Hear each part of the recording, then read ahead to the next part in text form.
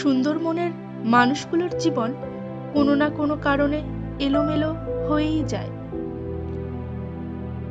সত্যি খুব ভাগ্যের ব্যাপার একজন চরিত্রবান সঙ্গী পাওয়া। বেঈমান আর স্বার্থপর লোক কখনো নিজের ভালো ছাড়া অন্যের অনুভূতি বোঝে না। জীবনে কাউকে অতিরিক্ত সুযোগ দিতে যাবেন না, তাহলে দেখবেন এই সুযোগ আপনার জীবনে দুর্যোগ নিয়ে আসবে। দড়ির উপর দিয়ে হেঁটে চলার নাম সার্কাস।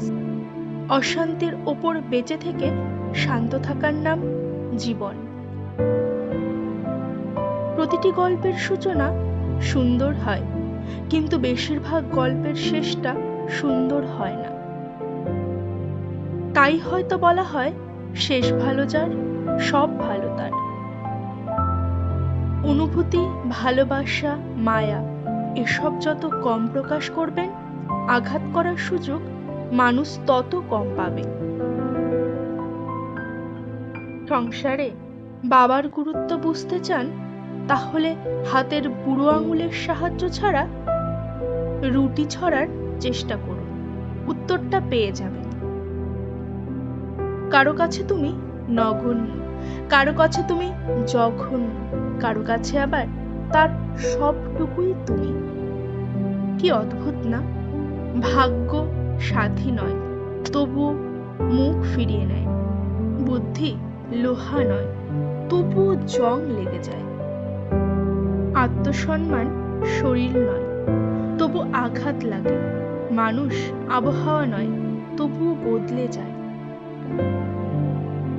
একটা কথা মনে রেখো, গাধার নাম ঘোড়া রাখলেও সেটা গাধাই থেকে যায়।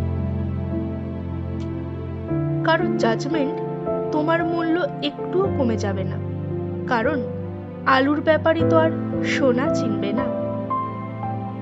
যে মানুষটা সত্যি তোমাকে ভালোবাসে, সে সব সময় তোমাকে চোখে চোখেই রাখবে, কারণ সে তোমাকে কখনোই হারাতে চাইবে না।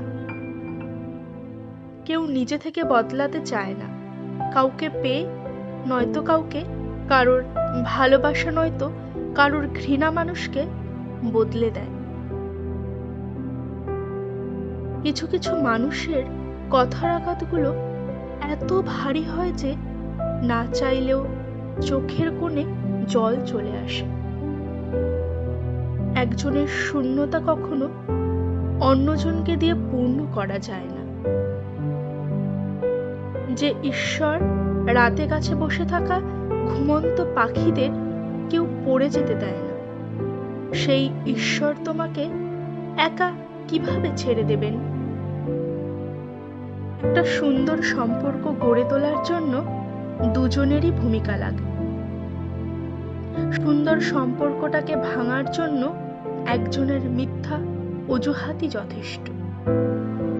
তিনটে জিনিস খুব মূল্যবান: সম্পর্কে সম্মান, ভালোবাসাতে বিশ্বাস, বন্ধুত্বে গুরুত্ব। মুখে যতই বলুক না কেন, বাস্তব তো হলো এই যে চিরদিন পাশে কেউ থাকে না। আজ তুমি যেখানে আছো সেটা তোমার অতীতের কর্মফল, কিন্তু কাল তুমি যেখানে পৌঁছবে সেটা তোমার আজকের কর্মফল। যে অভিমান বুঝতে পারে না, সে ভালোবাসা কি করে বুঝবে? আর যে ভালোবাসা বোঝে না, সে কি করে ভালো রাখবে? সময়ের সাথে সবাই বদলে যায়, এটাই তো চরম সত্যি। পড়ে থাকে কিছু কান্না আর ঝুলি ভরা স্মৃতি।